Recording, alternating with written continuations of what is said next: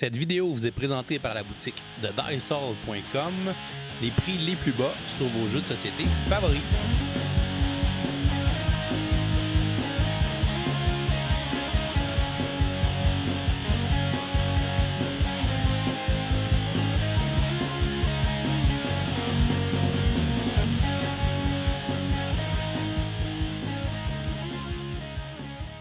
Salut les gamers, bienvenue après ça à Board Game, je m'appelle David. Aujourd'hui à Board Game 101, je vous emmène en voyage dans le Grand Nord canadien dans le jeu Yukon Airways.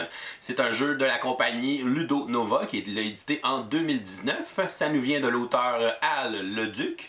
Le jeu se joue de 1 à 4 joueurs, on a donc un mode solo, et les parties vont durer de 60 à 90 minutes. Le but du jeu va être de faire le plus d'argent possible. Les joueurs sont les propriétaires d'un hydravion et vont devoir embarquer des passagers pour aller les livrer dans les différentes villes qui se trouvent sur le territoire du Yukon pour essayer de faire le plus d'argent possible. C'est un jeu de draft de dés, donc les passagers qu'on embarque dans nos avions seront représentés par des dés. On va avoir aussi une gestion de cartes, de la cueillette et livraison et une collection d'ensemble. Tout au long de la partie, les joueurs vont aussi gagner des améliorations pour leur avion et vont devoir décider comment ils veulent améliorer leur avion, c'est quoi les pouvoirs qu'on veut lui donner pendant la partie. Donc Yukon Airways, je vous montre comment on joue et ensuite je vous dis ce que j'en pense. On va installer une partie pour 2 joueurs. Premièrement, on va placer le plateau au milieu de la table et on va aller placer sur celui-ci le marqueur de ronde sur la case mardi du calendrier qui va nous servir de piste pour compter les rondes de jeu. On va se faire une réserve avec les différents jetons de billets pour représenter l'argent dans le jeu qu'on va utiliser pour faire différentes choses et qui va aussi représenter des points en fin de partie. On va mélanger tous les cubes de couleur et on va retirer les cubes gris pour faire une réserve avec ceux-ci. Et on va mélanger tous les autres cubes de couleur et on va en placer un par joueur dans chacune des villes, sauf la ville de Whitehorse sur le plateau principal. Donc comme on joue à 2 joueurs, on va placer de façon aléatoire 2 cubes dans chacune des autres villes. Les cubes de couleur restants seront tout simplement remis dans la boîte de jeu. On va ensuite prendre les cartes d'objectifs qui sont numérotées de 1 jusqu'à 9. On peut en choisir 3 de façon aléatoire pour les placer sur le plateau principal pour notre partie. On nous suggère dans le livret d'instructions pour une première partie de prendre les objectifs 1, 7 et 9 pour la première partie et de remettre les autres dans la boîte de jeu. On va mélanger les cartes destination et on va les placer à côté du plateau pour former une pioche. On va prendre les dés. Dans une partie à 2 joueurs, on va retirer un dé de chacune des couleurs. Donc, il va rester 3 dés de chaque couleur. On va ensuite lancer tous ces dés et on va aller les placer aux endroits respectifs sur les différents quais selon les numéros obtenus. Donc, ici, les dés numéro 5, dés numéro 1 sur le quai numéro 1, 4, 3, 6, ici c'est un 5, 3, 2... Et voilà, donc on place les dés sur les quais correspondant aux différents chiffres obtenus par ceux-ci. Chaque joueur va se choisir une couleur et va recevoir un plateau personnel, un plateau avion avec le nom de son avion. Il va aussi prendre la carte avion qui correspond au même nom et va la placer du côté pour avoir son pouvoir personnel. Il va aussi recevoir une carte aide de jeu, un pion avion ainsi qu'un marqueur de couleur. Sur son plateau avion, le joueur va placer les 5 roulettes noires avec l'aiguille sur la valeur minimum, alors que l'aiguille du cadran du carburant sera placée sur la valeur 4 en début de partie. Le joueur va aussi se prendre 7 petits jetons de switch et va les placer sur les 7 emplacements de switch dans le bas de son plateau avion de façon à ce que le mot off soit visible pour signifier qu'il n'a pas obtenu les pouvoirs des différentes switches, mais il pourra les activer au cours de la partie. On va ensuite regarder le pouvoir de cet avion. Donc, il va commencer avec sa valeur de pioche à 3. On va donc regarder l'icône qui est sur la carte avion avec l'icône d'une des roulettes noires. Et on va placer l'aiguille sur la valeur 3. Donc, il a une amélioration au début de la partie. Les joueurs vont ensuite placer leur pion d'avion sur la case de Whitehorse du plateau principal. Et on va ensuite déterminer un premier joueur au hasard et ce joueur va aller placer son marqueur de couleur sur la première case de la piste d'initiative et il va se prendre $1 pour commencer la partie. Le deuxième joueur va placer son marqueur de couleur sur la deuxième case de la piste d'initiative et va commencer avec $2. Et finalement, les joueurs vont se piocher 6 cartes destination pour former leur main de départ au début de la partie. Une partie de Yukon Airways se joue en 6 rondes de jeu qui sont représentées par les journées sur le calendrier. Dans chaque journée, les joueurs vont d'abord faire une phase de draft pour aller recruter des dés sur les différents quais pour les embarquer sur leur avion et tenter ensuite d'aller effectuer des vols en jouant des cartes destination pour amener les différents dés dans les différentes villes pour pouvoir livrer les passagers et ainsi faire de l'argent. Les joueurs vont aussi tenter d'améliorer leur avion en cours de partie pour le rendre de plus en plus efficace en augmentant les différentes roulettes d'habilité ou en débarrant les différentes switches qui se retrouvent sur leur plateau avion. À la fin de la dernière journée, donc après dimanche, on va passer au décompte final des points et le joueur qui aura le plus d'argent sera déclaré vainqueur. Chaque ronde de jeu se sépare en 4 phases. La première phase est la phase d'embarcation. C'est dans cette phase que les joueurs vont aller recruter des dés aux différents quais pour pouvoir les embarquer sur leur carte avion et éventuellement les transporter à destination. La phase d'embarcation va commencer par le premier joueur qui va prendre son marqueur de couleur et qui va aller le placer sur n'importe quel des 6 emplacements devant les 6 quais d'embarcation. On peut aller placer notre marqueur même s'il y a déjà un autre joueur. Si par exemple il y avait déjà un marqueur ici, et si je veux le placer le mien, je vais le placer en dessous de celui-ci, mais je vais pouvoir le placer au même endroit qu'un autre joueur. Donc si par exemple je veux le placer ici, ensuite je vais pouvoir faire de façon optionnelle l'action du quai que j'ai choisi. Donc chacun des quais sauf le quai 1 qui n'a pas d'action. Donc chacun des quais 2 jusqu'à 6 possède une action unique qu'on peut effectuer une fois qu'on a placé notre marqueur de couleur. Pour le quai numéro 2, c'est une action qui me permet de piocher une carte de destination. Donc je vais la piocher et l'ajouter dans ma main. Le quai numéro 3 nous permettrait de recruter des dés de 2 couleurs différentes dans notre recrutement. Le quai numéro 4 nous permet de déplacer un dé d'un quai sans payer le coût et ça va aussi nous donner 1 de carburant sur notre roulette de carburant de notre plateau avion. Le quai numéro 5 nous donne 2 de carburant qu'on ajouterait sur notre roulette de carburant. Et le quai numéro 6 va nous donner une amélioration si on paie $1.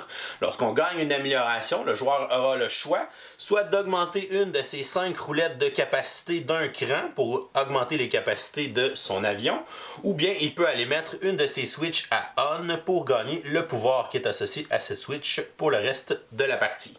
Ensuite, le joueur va pouvoir recruter des dés de 1 à 4 dés de la même couleur qui se trouvent sur le quai où il a placé son marqueur de couleur. On voit qu'il y a seulement un dé au quai que j'ai choisi.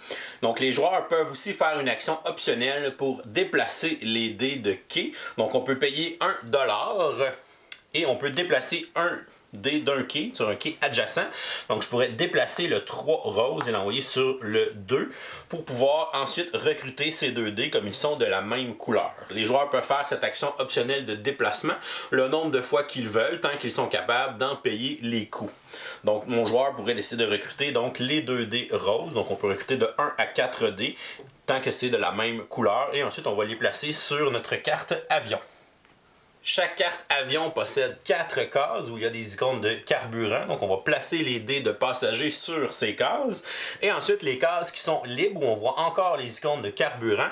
Le joueur va gagner ce nombre de carburant. Donc ici j'ai 2 icônes visibles. Je vais donc ajouter 2 de carburant sur ma roulette de carburant de mon plateau avion. Donc on est rendu à un total de 6.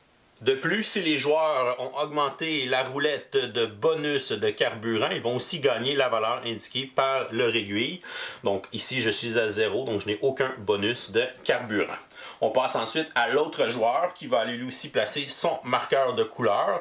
Je pourrais décider d'aller sur le quai numéro 4. Je vais activer le pouvoir du quai qui est de faire un déplacement d'un dé sans payer le coût. Donc je vais déplacer le dé rouge pour l'emmener sur le quai numéro 4. Et ça me donne aussi un de carburant que je vais mettre sur ma roulette. Je suis donc à 5 carburants. Et je vais ensuite sélectionner les 2 dés rouges pour les embarquer sur mon avion. Et j'ai 2 icônes de carburant et Je vais donc augmenter à 7, qui est le maximum de carburant qu'on peut avoir dans notre réservoir. Il est à noter que lorsque les joueurs paient pour déplacer des dés, le quai numéro 6 est considéré comme adjacent au quai numéro 1. Une fois que tous les joueurs ont recruté leur dé, on va ensuite déterminer l'initiative pour le reste de la ronde. Donc c'est le joueur qui est le plus haut dans les numéros de quai qui va devenir premier joueur. Donc ici ce serait notre joueur rouge qui serait premier. Et ensuite le joueur jaune va devenir deuxième. Si jamais on a deux marqueurs de couleur sur la même case, c'est celui sur le dessus qui va avoir priorité. On passe ensuite à la deuxième phase de jeu qui est la phase de vol. Les joueurs vont jouer à tour de rôle et à son tour de jeu, un joueur va planifier un vol en jouant des cartes destination de sa main pour pouvoir déplacer son avion sur le plateau dans l'espoir d'aller livrer ses passagers dans les différentes villes pour gagner de l'argent. On va continuer à alterner les tours de jeu jusqu'à temps que les joueurs ne soient plus capables d'effectuer de vol ou qu'ils aient livré tous leurs passagers. Donc, mon premier joueur va planifier son premier vol et il voudrait aller à Watson Lake, qui est juste à côté de Whitehorse. Il a deux options pour planifier son voyage. Il peut jouer la carte de Watson Lake comme une carte destination s'il la possède dans sa main. S'il ne la possède pas, il peut à la place jouer 3 cartes face cachée, ce qui lui permet d'aller à n'importe quelle ville sur le plateau. Disons ici que j'ai la carte dans ma main, donc je vais la placer dans ma zone de jeu. Ensuite, les joueurs peuvent décider de jouer d'autres cartes de leur main qui possèdent le même icône bonus que la carte destination qu'ils viennent de mettre en jeu. Pour ces cartes bonus, seulement l'icône est important, peu importe la destination qui se trouve sur ces cartes. Donc, je pourrais décider de jouer 2 cartes en dessous de la mienne qui ont toutes des icônes de dollars. Lorsque dans ma zone de jeu, peu importe le nombre de vols que j'effectue dans la ronde de vol, lorsque j'ai 3 icônes bonus du même icône, je vais gagner la récompense qui est associée avec ces bonus. Donc 3 icônes de dollars va me donner immédiatement 3 dollars que je vais prendre de la réserve et ajouter dans ma zone de jeu. Si j'avais eu 3 icônes de carburant, j'aurais gagné 2 carburants sur la roulette de mon avion. Et si j'avais eu 3 icônes de clé à molette, j'aurais gagné une amélioration. Donc je peux augmenter une de mes roulettes noires ou activer une switch. On va ensuite décider lequel de nos passagers on veut aller livrer à Watson Lake. Pour l'instant, j'ai seulement des dés roses, donc ça n'a pas d'importance, puisque la valeur des passagers n'a aucune importance dans le jeu, c'est seulement la couleur qui va avoir un impact.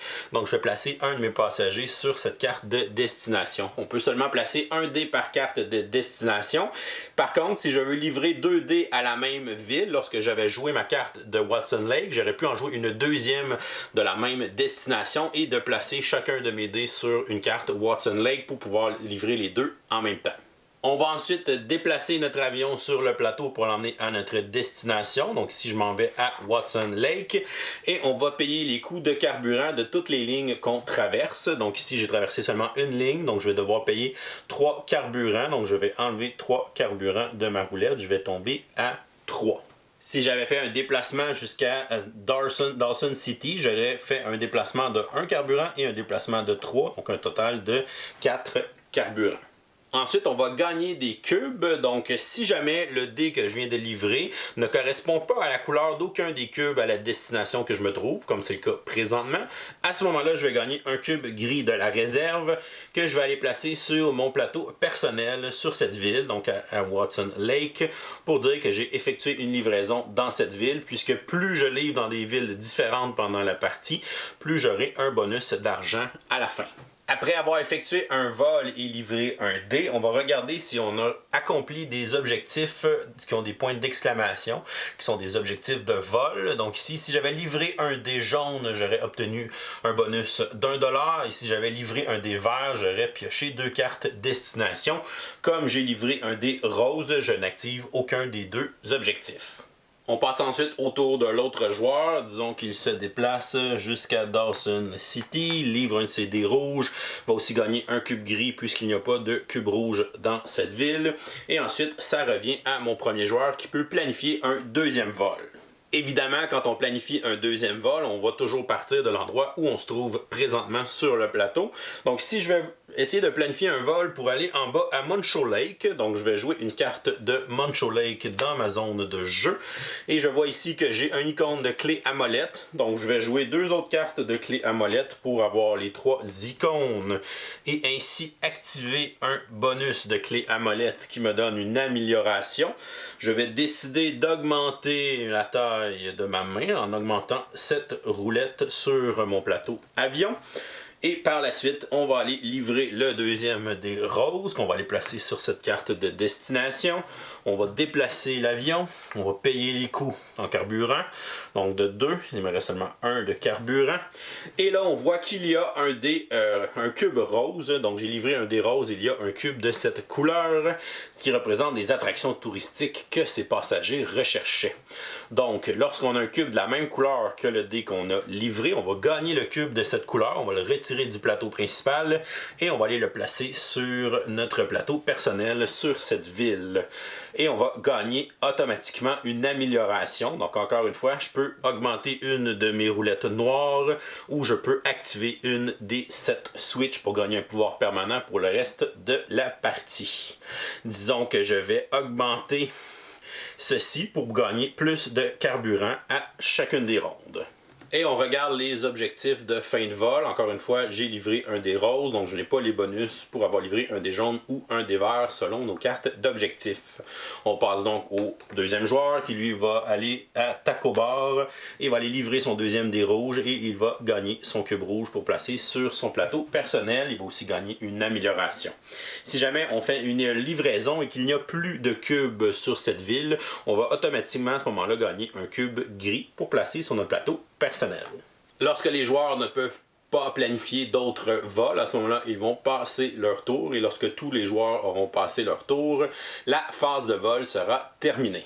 On passe ensuite à la troisième phase qui est la phase de revenus.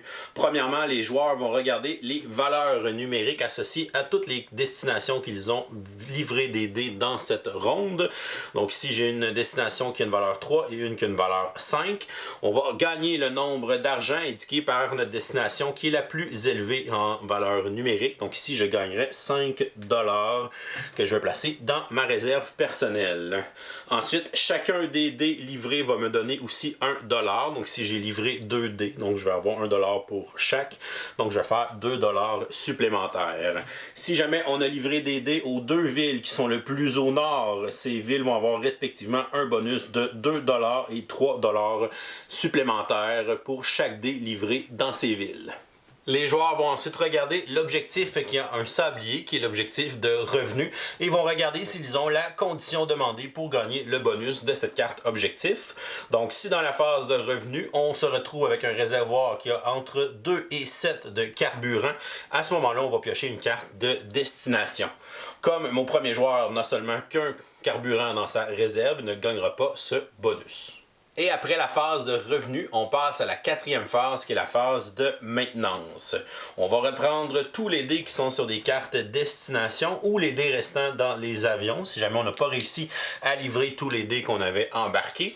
On va ensuite relancer ces dés et on va les replacer sur les quais selon les valeurs associées à ce qu'on vient de rouler.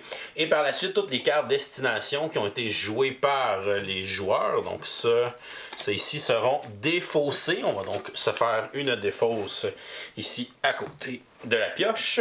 Ensuite, les joueurs vont piocher des nouvelles cartes destination selon la capacité de leur avion sur la roulette de pioche. Donc si j'ai une capacité de pioche de 3, je vais donc piocher 3 nouvelles cartes. Et le joueur qui est ici a une capacité de pioche de 2, donc il va piocher 2 cartes. Les joueurs vont ensuite devoir regarder leur capacité de main sur la roulette juste à côté. Donc le joueur ici a une capacité de main de 3, donc il peut garder seulement 3 de ses 4 cartes. Donc va en défausser une. Et le joueur qui est ici a une capacité de main de 4 cartes, donc il peut conserver toutes les cartes qu'il a dans sa main présentement.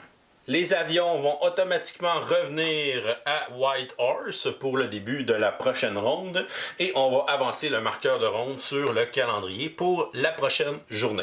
Et on va commencer la deuxième ronde de jeu. On va refaire une phase d'embarcation, ensuite des phases de vol, la phase de revenu et la phase de maintenance.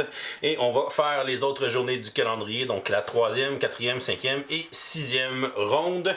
Et à la fin de la sixième ronde, on va passer au décompte final des points. Tout d'abord, les joueurs vont additionner tout l'argent qu'ils ont accumulé pendant la partie. Par la suite, ils vont ajouter à cela leur bonus de Noël, qui est cette roulette noire. Donc ici, je suis à 10 sur mon bonus de Noël. Ça va donc me donner 10 $ pour mes points. On a aussi une des switches qui peut nous donner de l'argent, qui est la dernière switch en bas de notre plateau personnel. On va se choisir une couleur de cube dans ce qu'on a livré dans la partie. Et pour chacun de ces cubes, on va gagner 2 $. Donc ici, je vais choisir la couleur bleue. Donc j'ai 4 cubes bleus, 2 $ chacun. Ça me fait un 8 $ de plus pour mes points.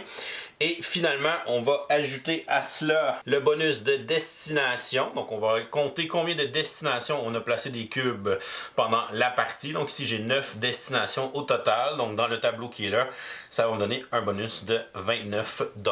On va additionner tout ça pour faire notre score final.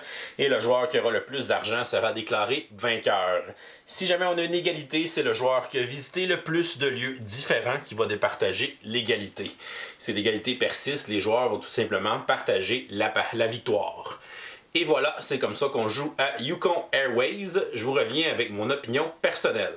Qu'est-ce que je pense de Yukon Airways? On va regarder les côtés positifs. Premièrement, le matériel est bon en général. Il y a quelques composantes qui ne sont pas satisfaisantes, mais je reviendrai tout à l'heure. Donc le carton est épais pour les plateaux, les petits aussi jetons de dollars qui sont en carton qui sont quand même de bonne qualité, les petits meeples d'avion, les dés, tout ça, le plateau, la présentation visuelle aussi je la trouve intéressante. Les couleurs qu'on a utilisées pour représenter justement le nord canadien. C'est pas un territoire qu'on voit souvent dans les jeux de société, fait que c'est le fun de mettre ça de l'avant. Puis je trouve que le look pastel avec des teintes de bleu, de turquoise, de vert, tout ça. Donc je trouve ça très très beau côté visuel. Fait que ça c'est très bien réussi dans le jeu. Je pense que la plus grosse force de ce jeu-là, c'est vraiment la personnification de votre avion. Donc le fait qu'on a 5 roulettes, qu'on peut upgrader, qu'on peut gagner des améliorations pour améliorer nos statistiques. Le fait qu'il y a 7 pouvoirs disponibles sur les switches, qu'on peut décider quel pouvoir on veut débloquer dans la partie. Est-ce que je vais appuyer ma stratégie sur telle affaire? Donc est-ce que je veux débarrer tel pouvoir? Est-ce que je vais en avoir besoin? Est-ce que ça va être utile? Fait que ça permet d'essayer un paquet de choses qui sont intéressantes. Puis ça donne des options aux joueurs. Puis je trouve ça le fun. Parce que plus la partie progresse, bien, plus ton avion est efficace, plus tu piges de cartes, plus tu fais de carburant, fait que plus tu peux faire des combos qui sont intéressants. Puis c'est ça qui est vraiment le fun dans le jeu, parce que les premiers tours, on fait des petites livraisons, on fait pas grand chose, on génère pas beaucoup de trucs. Puis éventuellement, on gagne des améliorations, on commence à se spécialiser, on pige plus de cartes, on fait plus de carburant, on peut aller plus loin, essayer d'aller faire justement une livraison dans la dernière ville en haut pour avoir des bonus et tout ça. Fait que c'est super intéressant. Puis le côté casse-tête planification aussi qui est le fun, de mettre un draft de dés, donc on draft des dés sur les quais, mais aussi le quai va te donner une action. Fait que là, est-ce que je veux aller à tel endroit pour l'action ou j'aime mieux y aller pour la couleur des dés que je veux aller chercher parce que j'ai telle carte dans mes mains, donc je vais aller livrer à tel endroit pour essayer d'avoir des cubes de la bonne couleur parce qu'évidemment, des cubes de la bonne couleur, c'est plus efficace parce que ça te donne des améliorations. Plus tu as d'améliorations, plus tu vas être efficace avec ton avion. Fait que ce côté-là, boule de neige, ça fait vraiment comme une construction d'engin. Puis je trouve ça vraiment chouette à l'intérieur du jeu. J'ai pas donné en détail le pouvoir de toutes les switches, donc il y en a une que j'ai montrée à la fin qui donne des points bonus selon une couleur de cube. Il y en a qui peuvent améliorer certains aspects dans le jeu, donc je peux avoir seulement besoin de 2 icônes au lieu de 3 pour déclencher les bonus quand je joue des cartes lors de la planification des vols. On peut avoir aussi de faire 2 déplacements de dés sur les quais gratuitement. On peut avoir de prendre des dés de 2 couleurs différentes, etc. Donc c'est vraiment des pouvoirs qui sont intéressants puis qui vont nous donner des petits avantages au travers du jeu. Fait que c'est le fun de partie en partie d'essayer des stratégies différentes en utilisant des combinaisons de pouvoirs différents qu'on débloque. Même si le jeu est en anglais, c'est un jeu qui est quand même très indépendant de la langue. Il n'y a aucun texte sur les cartes. Donc c'est vraiment toutes des icônes. Donc si on apprend bien l'iconographie, on va bien se débrouiller. Puis les cartes, c'est juste le nom des villes avec les icônes bonus dans le coin. Donc aucun texte sur le matériel en tant que tel. Donc ça c'est intéressant, même s'il est juste disponible en anglais ou en italien ou espagnol, je sais pas trop, il y a une deuxième langue dedans, c'est un des deux. Donc je pense pas que j'ai vu personne signer une version française de ça, mais vu que le jeu est très très peu dépendant de la langue, c'est pas très grave. Puis je pense qu'avec cette vidéo-là qui vous explique comment jouer, vous allez bien vous débrouiller. Il y a aussi un mode solo à l'intérieur du jeu, donc ça peut être intéressant si vous aimez les modes solo. Donc vous allez devoir essayer de faire un certain nombre de livraisons dans des villes différentes versus un nombre d'argent minimum selon la difficulté choisie. Donc c'est un peu un beat your score, donc tu vas te mettre une difficulté qui va te donner un seuil de villes différentes et d'un seuil d'argent à atteindre, et tu vas essayer de l'atteindre, de le dépasser pour gagner la partie. Donc c'est là, c'est intéressant. Comme c'est un genre de jeu un peu puzzle, ben ça joue quand même bien en solo. Si on joue en multijoueur, il y a quand même une interaction intéressante dans le jeu parce que bon, on a le draft qui peut mettre une tension qui est là, mais on a aussi les cubes qui sont disponibles sur le plateau, donc on essaie de combiner quel dé je vais aller chercher, avec quelle action je veux faire, où je vais aller livrer mes trucs selon les cartes que j'ai entre les mains, évidemment. Donc ça c'est intéressant, puis ça fait une petite tension entre les joueurs. Ah, il veut un dé de cette couleur-là, il va peut-être aller dans cette ville-là, fait que je vais essayer d'y aller avant lui pour aller le livrer, comme ça lui il va avoir un cube gris, s'il n'y a pas un cube gris, s'il y a un cube gris, il n'y aura pas d'amélioration. Fait que tu peux un peu mettre de pression sur les autres joueurs, fait que ça va ajouter une petite tension qui est intéressante sans être destructrice entre les joueurs. Le thème, en plus d'être original, est quand même bien exploité, puis on a une page au complet dans le livret d'instructions qui nous parle justement de ces villes-là dans le Grand Nord canadien, parce que je pense que l'auteur a habité dans ces régions-là un certain nombre d'années, donc il veut essayer un peu de refléter ce qui se passe, c'est quoi la réalité, l'accès aux ressources qui est différent de ce que nous, on peut vivre dans nos villes, comparativement à ce qui se vit dans le Grand Nord. Fait que c'est intéressant de lire ça, puis de voir son attachement au thème, puis ce qu'il a essayé de nous transmettre au travers de ça avec son jeu. Fait que chapeau à l'auteur, donc c'est des beaux clins d'œil thématiques qui sont intéressants, puis ça fait changement de pas livrer du bois puis de la pierre puis des trucs comme ça dans un jeu de cueillette et livraison. Fait que je trouve que c'est une belle thématique rafraîchissante pour un jeu de société. Sinon, les côtés négatifs, il y a certains objets dans le matériel qui sont très ordinaires. Deux choses. Premièrement, les fameuses roulettes sont très cool, les plateaux de joueurs sont très intéressants, tout est là, mais les roulettes sont un peu cheap, donc les aiguilles ont tendance à se promener, sont lousses un petit peu. Donc la qualité des aiguilles et des roulettes, c'est pas au maximum de ce que ça aurait pu être. Et sinon, la composante la plus mauvaise, je dirais, de la décennie, si j'avais à choisir une composante, c'est les fameuses Switch, qui sont en fait un petit rectangle de carton vraiment mince, vraiment cheap et tout petit. Très dur à manipuler, c'est tout petit, donc si on l'échappe, ça se perd facilement. C'est vraiment mauvais comme qualité, donc ça, j'aurais peut-être aimé des cubes de bois ou quelque chose que tu places sur ta Switch, que tu fais glisser. Mais les petits jetons de Switch en carton, c'est vraiment de la merde. Ensuite, pour le jeu en tant que tel, j'aurais aimé ça peut-être ajouter des objectifs cachés. Il y a des objectifs dans le jeu, mais c'est des objectifs à court terme. Est-ce que tu as fait un vol avec telle couleur de dés? Si oui, ça te donne un petit bonus. Ou à la fin de la phase de vol, s'il te reste telle affaire, tu as un petit bonus et tout ça. Mais j'aurais aimé que les joueurs pour la partie aient un objectif ou d'aller livrer tel dé à tel dé de telle couleur à tel endroit ou des choses comme ça. Donc quelque chose qui est personnel à soi, qui est caché, qu'on aurait pu révéler en fin de partie si on a réussi à l'atteindre, ou dès qu'on l'atteint, on révèle la carte, on fait les points, on gagne un certain bonus. Donc je trouve que ça serait apprêté vraiment bien dans ce type de jeu-là. Sinon, il y a quand même beaucoup d'iconographie dans le jeu, donc on n'a pas de texte, mais il y a beaucoup d'icônes, ne sont pas toutes évidentes à savoir. J'aurais aimé un petit aide de jeu avec justement les icônes, avec un petit résumé de ce que font les Switch, les pouvoirs et tout ça. Donc un petit carton, une petite carte aide-mémoire avec les icônes, je pense que ça aurait été très apprécié dans ce jeu-là. Mais après quelques parties, c'est sûr qu'on va commencer à connaître l'iconographie. Fait que c'est juste des petits ajouts intéressants, je pense, qui auraient élevé le jeu encore un peu plus haut. Un peu plus haut, c'est un jeu qu'on se prend en avion. Ok, c'était une joke de prof. Donc, Yukon Airways, premièrement, je dirais que je suis pas un grand fan des jeux de cueillette et livraison. Parce que souvent, je trouve que les thèmes qui sont choisis pour ce jeu-là, c'est pas très accrocheur, ou le gameplay, c'est pas très innovateur non plus. Mais je pense que Yukon Airway a vraiment fait des beaux ajouts dans ce style de jeu-là. Le fait de rendre ça un peu plus puzzle, de rendre ça vraiment le draft de dés qui fait aussi l'interaction. Donc vraiment plein d'éléments. Mais surtout, je pense que sa plus grande richesse, c'est sa personnification. Le fait de gagner des améliorations, d'améliorer notre avion avec les roulettes, avec les switches qui donnent des pouvoirs. C'est vraiment la grosse force de ce jeu-là. Bon, je vais lui donner une note de B+. Pour moi, c'est un très bon jeu avec du draft de dés, belle interaction, le thème qui est rafraîchissant, le puzzle, les combos qu'on va faire éventuellement, plus la partie avance, plus notre avion devient fort, efficace. Donc vraiment très plaisant à construire les combos et j'ai été quand même très surpris par ce jeu-là. Donc, et voilà, c'est tout pour aujourd'hui. Si jamais vous n'êtes pas encore abonné à la chaîne, vous pouvez cliquez le petit bonhomme en bas pour vous abonner. Sinon, vous pouvez nous suivre sur Facebook, Twitter ou Instagram à Professeur Board Game. Et si vous aimez le contenu qu'on crée, vous pouvez venir nous encourager sur notre page Patreon avec des petits dons. Je vous souhaite une excellente fin de journée et continuez de gamer.